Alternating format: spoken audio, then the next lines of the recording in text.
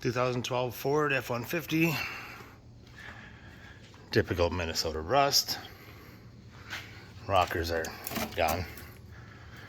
The inners don't look too bad.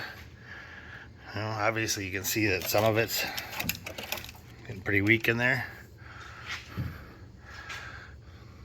I got complete rockers with cab corners. Inner doors are good. Both sides are about the same.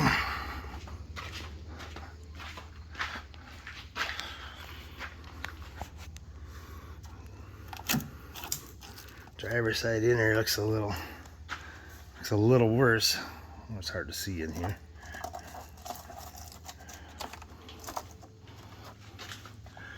Yeah, a little worse, but well, at least it ain't up too high. Just the bottom edge here. We'll see if we can't grind it out and get some good enough metal to work with. Maybe a little sandblast on the inners after we get it cut out. Some rust stop on it somehow. More progress later.